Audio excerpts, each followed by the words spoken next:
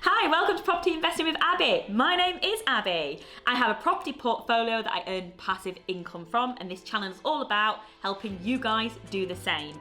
I'm a property educator, business owner, and a mum of two. So in this episode today, we're going to be talking about what happens when a property development goes over budget. Now, this is every property developer's worst nightmare. You set a budget and all of a sudden you start to sweat. The pounds are going out. It's more money. When will this end? Let's talk about that today. But if you haven't subscribed already, get subscribed to the channel. We do weekly content and this is hints, tips and training to help you be successful in property. So today I want to talk to you about a project that we've been filming over the last sort of 6 months, which is called Project William Bradford. We've taken a 2-bed bungalow and made it into a 4-bed bungalow to add the value and to create the extra bedrooms and living space. What we've done with this one is we've completely redone inside and added an extension. So we've opened it out to a big, nice kitchen diner. We've created the 4 rooms. One of them's an ensuite room and a nice family bathroom. This property is nice, clean, tidy and ready for the tenants, which the tenant has moved in, which is exciting. So it's a perfect family home or a bungalow for those that don't want to live with stairs. So I'm just going to hand over to Paul Lupton, who is our project manager for this project, and he's going to talk you through a little bit about the project and what we've been doing. Right, so here's our update on our 2-bed bungalow, which we converted into a little extension.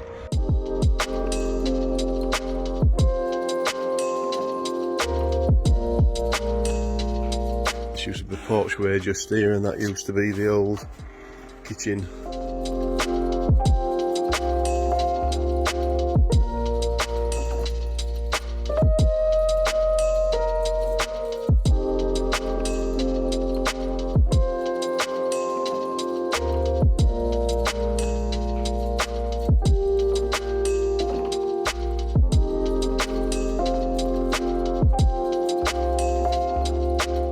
So that's it, that's a quick tour around our 2-bedroomed bungalow, which converted into 4-bedroom with a nice little extension on the back.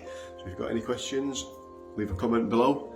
If not, catch you later. So you've just heard from Paul Lupton at one of our projects. Now I do this quite a lot and I show lots of case studies, numbers and learnings. If you're really interested and want to come spend 2 days with me, I do this at what we call a Wealth Through Property 2-day conference for £99. Click the link below and come and spend more time with me. So William Bradford, we bought this last year in August, and unfortunately this was one we came by and this seller was very, very motivated.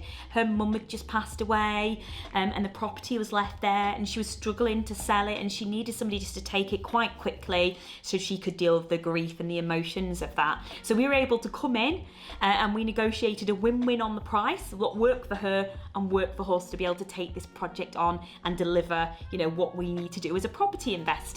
And also having that nice feeling that we've helped her being able to move on in the challenge she was having where it wasn't selling. We then went ahead and spent £66,000 on the refurb.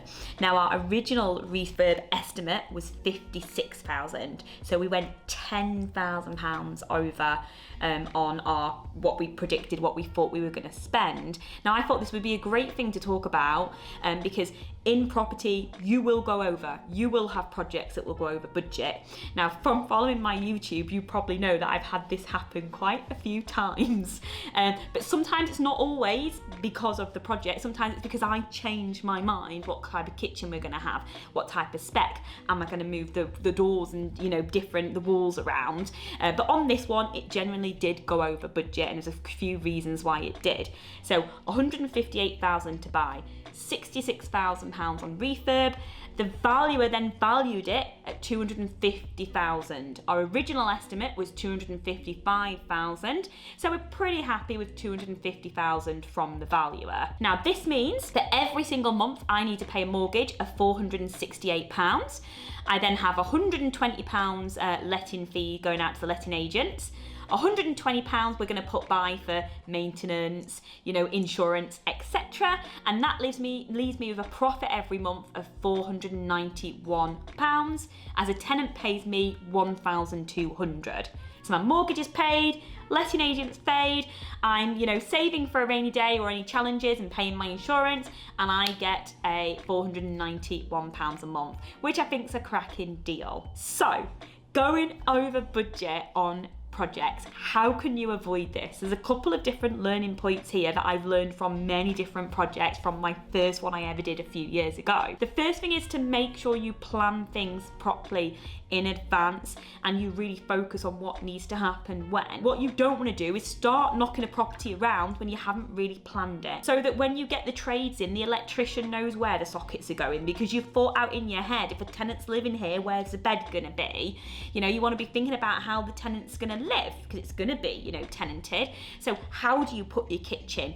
Open plan living is huge at the minute, so how are you going to do that? If you've got an awkward shaped room, where are you going to put the lights? Where are you going to have spotlights? And doing this and getting everything planned in advance can 9 times out of 10 stop you going over budget. One of the other things you can do is also work with your contractor and have a fixed price contract.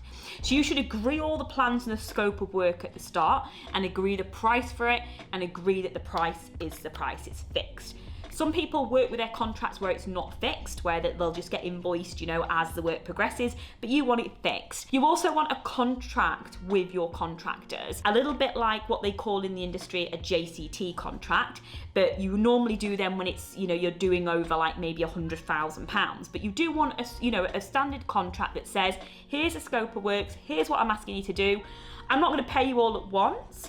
I'm going to pay you at stage payments once I check like the first fix has gone on, this has gone in, that's gone in, etc. And then you want a clause in the back that says if something happens at the project or you pull up floorboards and something needs to be done, the contract then has to come back to you for sign off about what you want to do if it's going to push the budget out. So that's all agreed in the contract to start with, and then you start the relationship and start going and everybody knows where it needs to go. The biggest thing I've found about budgets is getting lots of different quotes, and it is crazy some of the quotes we've got. We've recently just done a house, not William Bradford, this is another one of our projects, and for the electrics we were quoted £4,000, £8,500, and the last one we were quoted was £9,200. What a variance.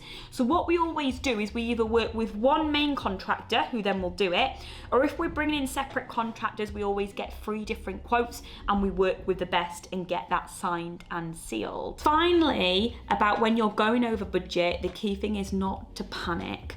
And what we normally do in our budget is we put a 20% contingency line for the things that you've just not thought of, because there'll be quite a few, especially in the early days of you doing property development. I once, for one of my refurbs, forgot to put the radiators in. And this was, a few years ago now. So guess what's the thing that I make sure always? I check the radiators, do I need new ones? And I cost for it. So make sure you put a contingency line in there of 20%. So if you are going over your budget, you've got that fallback. And don't panic. If you're going over budget, get some advice, get some help, get someone to look at it that can help bring down the cost. We originally were looking at going a lot more over budget on William Bradford, but we got the advice, we made some changes and we brought it back in. So actually we were within our contingency. So we only went £10,000 over budget, but we did have that as a contingency. So I have done lots of these property developments, ranging from, small ones that only need £5,000 worth of work, up to I think my biggest at the minute is £145,000. Now, if I didn't have my mentor with me, I know lots more things could go wrong. And it's great to have someone to turn to when you are feeling a bit panicky and emotions. And sometimes when you're feeling panicky and emotions get involved, you don't make the right logical decision for your property portfolio and your property business. Now, if you don't have a mentor or you like the sound of getting the help and support, come and join me and my mentor for 2 days at our Wealth Through Property event. It's £99. Click the link in below because we would love to spend the time with you. So if you're currently looking at doing a development project, you're in the middle of one, maybe it's over budget, I'd love to hear about it. Type develop in the comments to let me know you're on with one, let me know if you're over budget, or let me know if you've liked the video. So like it, comment, and I'll see you next time.